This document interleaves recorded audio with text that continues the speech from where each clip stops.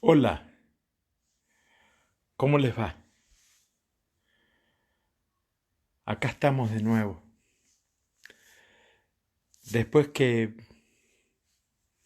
diga algunas cosas, eh, van a advertir por qué cuando hice la propuesta del trabajo de esta tarde, hablo de última vez. Em, ya lo vamos a ver, por qué lo dije. Lo primero que me parece interesante es cuando digo el dolor de la verdad. Primero quiero explicar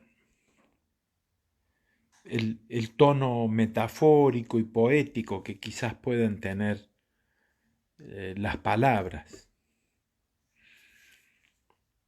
Es decir, que no las deberíamos asumir en su literalidad. No son exactamente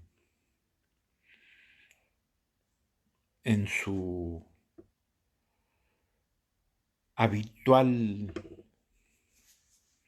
denotación que a veces uso las palabras, sino que muchas veces juego con ellas, poetizo con ellas y las transformo en metáforas e inversiones a veces del sentido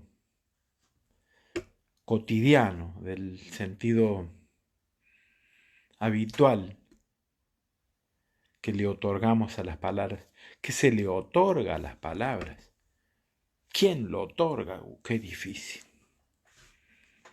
qué complejo. Son los organismos autorizados para ello. Y esos organismos, ¿en nombre de qué se atreven a decir el uso correcto del lenguaje es este? ¿En nombre de qué? Las palabras significan exactamente esto y no otra cosa, y en nombre de qué yo no puedo inventar un lenguaje. Esto tiene que ver un poco también con lo que últimamente ha generado tantas discordias, tantas controversias y tantas discusiones, ¿no? El lenguaje inclusivo, ¿m? Lenguaje que perfectamente puede ser utilizado como cualquier otro.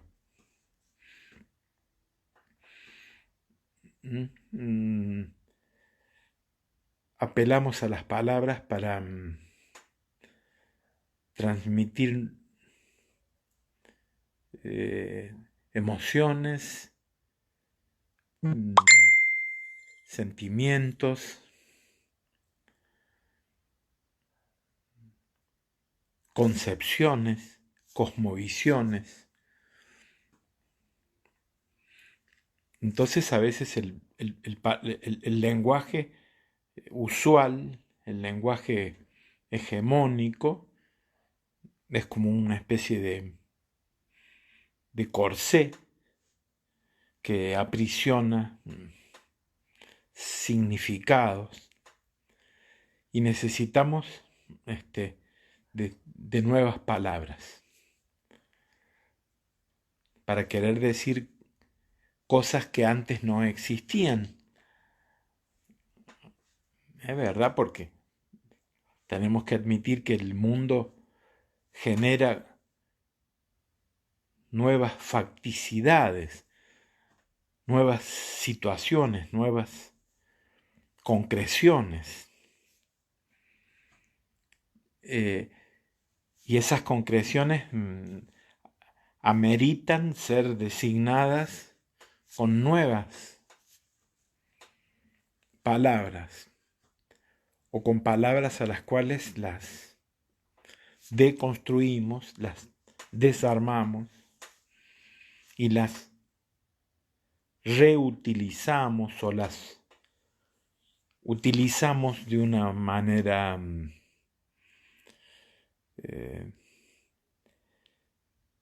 diferente. Entonces, el dolor de la verdad parece una denominación bastante trágica, ¿no? Dolorosa. Básicamente parece muy triste. Eh, Puede ser un poco triste decir esto, pero ya podemos entrar a jugar con los significados y nos encontramos con la idea de verdad, ¿no? Qué compleja, qué idea extremadamente compleja. El poder nos quiere o nos induce a,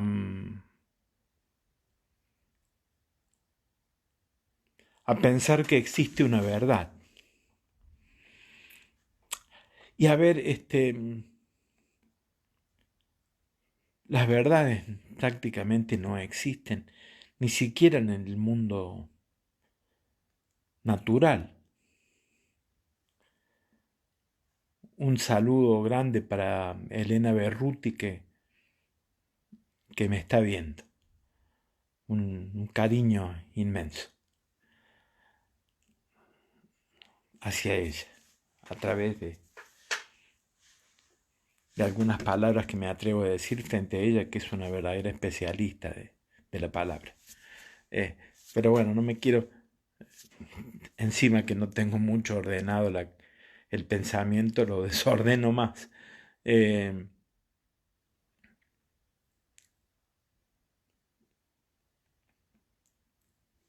Ni siquiera en el orden de la naturaleza existiría esta idea de verdad.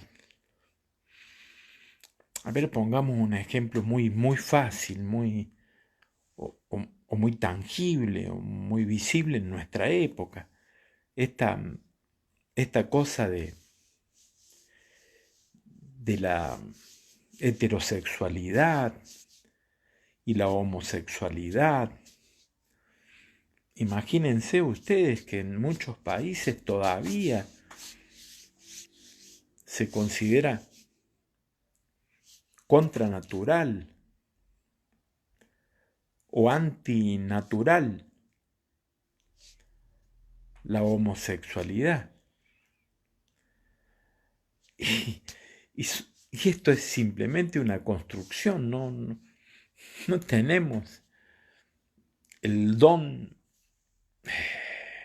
omnisciente que podría tener un Dios para determinar qué cosa es exactamente esto que he creado, diría Dios. eh,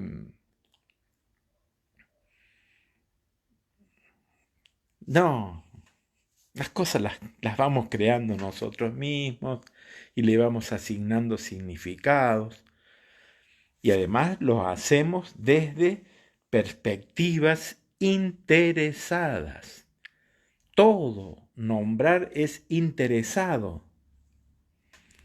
A veces uno puede pensar, o podemos pensar, que el lenguaje menos interesado de todos es el poético. Porque el lenguaje poético es el que menos tiene ganas de apropiarse de la cosa. Quiere que la cosa sea la cosa ahí afuera.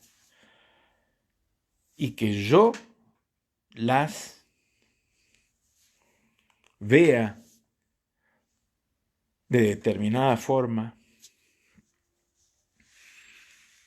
Es casi un juego y eso es la poesía, jugar con el lenguaje. Pero no nos metamos algún día a lo mejor hablamos de esto. Si existe alguna otra charla, que también es un juego, de decir, la última, no sé. Pero el nombrar es interesado, lo hacemos desde un interés, desde una ubicación, siempre estamos ubicados, situados. Hay una situación desde la cual nombramos a las cosas. Las cosas se nombran muy distintos en el palacio y muy distintas en la favela, en la villa. Se nombran de otra forma.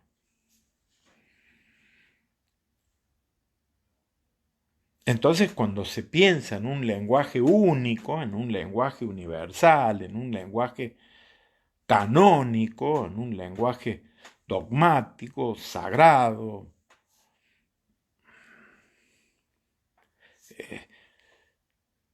estamos hablando desde una situación. Desde esa situación, yo digo, esto quiere decir tal cosa y así se usan las palabras. Entonces no admito, por ejemplo, de que alguien hable con un lenguaje que modifica construcciones que ya llevan legitimación social, legitimación científica. Bueno, también cuando hablamos de lo científico, estamos hablando también de construcciones. Sabemos todos que la ciencia es un lenguaje hipotético. Hipótesis extremadamente probadas, muy probadas, que por tanto se transforman en leyes. Sí, bueno, sí es verdad. Parece que la ley de la gravedad funciona perfectamente, pero quizás algún día las cosas se expliquen de otra forma y también entendamos de otra forma el tiempo, entendamos de otra forma el espacio. Y no hablemos de qué ocurre con aquellas cosas que han sido absolutamente creadas en el seno de interacciones sociales que son absolutamente un constructo. Es decir, cuando uno dice familia, es una construcción, ¿no? Pero absolutamente es una construcción. Y que hay una familia, este es el modelo de familia. Bueno, es una imposición interesada.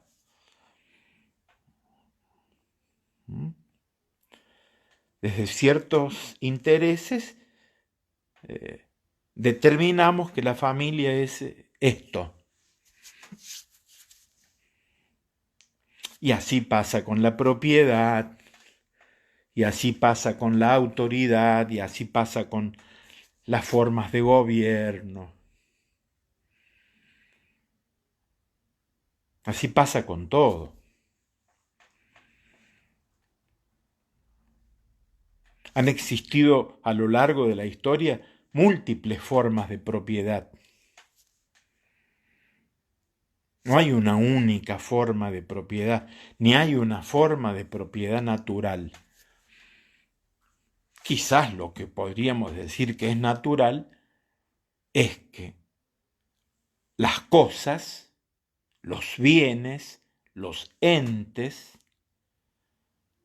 los artefactos, deberían estar al servicio de la felicidad de todas las personas que habitan el planeta, de todas, de las 7.500 millones de personas que existen el planeta, todo debería ser de todos. Eso parecería ser una verdad interesante y me parece que sería una verdad que podríamos decirle humana, una verdad humana, así como sabemos hablar de derechos humanos. También pensemos que los derechos humanos nacieron en un determinado momento, a mediados del siglo XX, después de una guerra, y que contemplan algunos derechos o que no contemplan ciertos derechos que hoy en día reivindicaríamos como derechos humanos, y que no estaban en ese momento. Pero bueno, no sé si se entiende. Quiero decir de que pareciera ser que es humano o debería ser una necesidad política responder a las necesidades de todos los seres humanos respecto de aquellos bienes que satisfacen necesidades no solamente elementales, sino también otras necesidades que no han sido tenidas como elementales, sino como secundarias. Pongamos por caso el ocio, la diversión, pongamos por caso cosas como esas. ¿O acaso la vida debería ser la tristeza del trabajo agobiante diario de 12, 14, 16 horas por día? Oh, bueno, qué terrible. Derecho a la diversión, a la alegría. Derecho a lo que suele llamarse libertinaje. Fíjense las palabras cómo se utilizan, ¿no?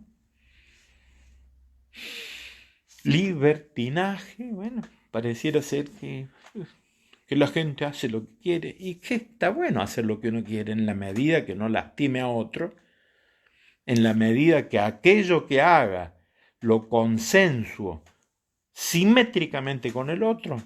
¿Cuál es el problema? Podemos hacer cualquier cosa mientras no dañemos al otro. Y cuando digo dañar no es solamente hacer sangrar al otro, meterme en su cuerpo, sino también dañar su psiquismo, dañar sus ideas, penetrar en las ideas del otro, someterlo, dominarlo. Cuando hacemos esto estamos dominando al otro. Entonces, es un juego esta idea del dolor de la verdad. ¿Cuál sería el dolor de la verdad? ¿A qué nos estaríamos refiriendo con el dolor de la verdad? Cuando podemos ver de que hay una enorme relatividad respecto de todas estas cosas. Todas estas cosas pueden ser abordadas desde distintas formas de mirar. Distintas miradas hay para acercarnos a las cosas.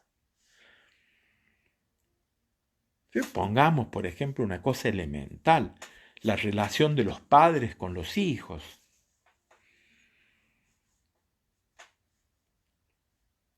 La relación de los padres con los hijos, sabemos bien que han variado enormemente en 20 o 30 años. Los últimos 20, 30, 40 años. Obviamente, han variado siempre. Pero era absolutamente habitual 40, 50, 60 años atrás el castigo corporal. No hablemos de un castigo corporal desmedido, brutal, que también ha existido. Hablemos de la amonestación, que significa un sopapo, lo que se le llama un chirlo, un cocorrón en la cabeza, un cintazo, no un cintazo desmedido, pero sí con un cinto, un chinelazo, pegar con la chinela en la cola del niño. Bueno, son cosas que hoy en día perfectamente pueden operar como conductas delictivas, sujetas a sanciones, a punición. Bueno, alguien podría decir, y por eso así estamos, así está el mundo, porque hoy en día, bueno, no importa, el mundo ha evolucionado y el mundo avanza hacia la imposibilidad de obligar a que el otro haga lo que yo quiero. No se puede pretender que los otros hagan lo que yo quiero. Y puedo hasta poner un ejemplo que va a molestar a mucha gente, y la gente que sienta que se molesta es porque no quiere pensar sobre sí mismo un segundo, pero cuando uno escoge un nombre, y si ese nombre, pongamos por caso, es mi nombre, Abelardo, mi hijo se llama Abelardo, mi nieto Abelardo, mi bisnieto Abelardo, oh, caramba, soy el pupo del universo. ¿Cómo? No corresponde. O no está bien. O por lo menos discutible. ¿Y por qué mi nombre? Es más difícil que lleven el nombre de la madre. Además, hay ahí una conducta sexista. ¿Mm? Presten atención, estudien un poco y eh, es el nombre del padre el que suele repetirse. ¿No? Bueno, también el padre es médico, los hijos son médicos, el nieto es médico. Sí, se puede decir que a veces esto ocurre porque el padre cree que le facilita la vida al hijo. Mira, hijo, vas a quedar con mi consultorio, con mis pacientes, con mi trayectoria. Estudia mi carrera. Y el chico quería ser artista de circo. Perfecto. No, no va a ser artista de circo. Quiero ser cantor, quiero ser transformista. No sé. No, no, no. Tenés que ser contador porque yo tengo un estudio de contabilidad, de contaduría que está funcionando muy bien, una cantidad de clientes. Vos con 21, 22 años, antes que te recibas, ya empezás a trabajar conmigo. Qué buen padre. Es un buen padre, se preocupa por el futuro económico del hijo. También uno podría discutir después, sí, bueno, y las vocaciones que son. Pero las vocaciones son proyecciones de deseos. Nuestros deseos se proyectan y se concretan en determinadas formas de operar, de obrar en la vida. Y las dejo de lado porque alguien me impuso una forma de decir, no, no, pero esas cosas no convienen. No conviene ser poeta, no conviene ser artista. ¿De qué vas a vivir? Ah, claro, por supuesto, la verdad que es difícil vivir de poeta. Es muy difícil, claro. Pero todo es difícil, ¿no? Todo es difícil. La sociedad es muy difícil porque es un organismo extremadamente cerrado, tanto que parece que deja de ser un organismo, porque la idea de organismo es algo viviente, parece más bien un mecanismo, o sea, una máquina que se cierra, se blinda. Cuando se blinda no deja intersticios, no pasa más ninguna luz de lo novedoso. Entonces, el dolor de la verdad puede ser un juego de palabras, puede ser simplemente una metáfora, y también a veces la idea de que duele la verdad es porque duele descubrir que nos vivieron mintiendo. Duele descubrir que la verdad era una mentira. y que el supuesto dolor es un goce cuando se lo escoge desde el deseo.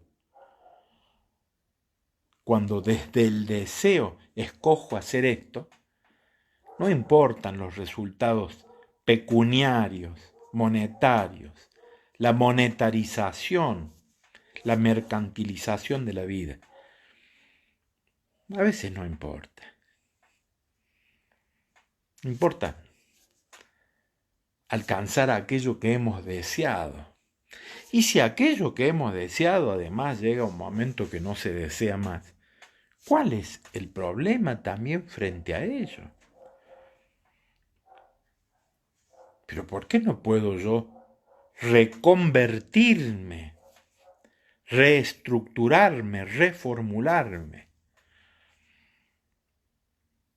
Esto es como el varón que por las noches se disfraza de la mujer, se pinta, se acicala como la mujer más hermosa del mundo.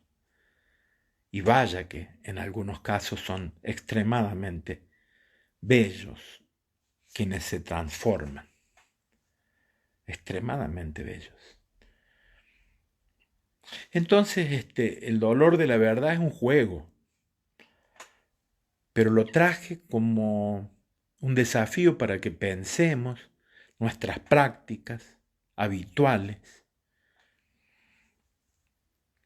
y para que veamos que todo aquello que consideramos extremadamente sólido por ser natural no deja de ser una construcción arbitraria, histórica, situada. No tiene el carácter de universal. Y entonces esto es una cosa que nos enriquece cuando advertimos de que hay caminos hacia la libertad. Por más trágico que parezca el universo, por más dolorosa que parezcan las situaciones, el camino hacia la libertad existe. Y no estoy hablando como un mano santa o mano chanta que cree que con estas frasecitas bonitas libera a los demás. No, los caminos de liberación son caminos de praxis política o de praxis moral, praxis ética, es decir, porque exigen tomas de posiciones personales muy fuertes, muy drásticas, que hay que asumirlas. Politicidad y eticidad de los cambios. Los cambios no son, ay, qué linda esta frase, qué bien que me siento. No. Los cambios son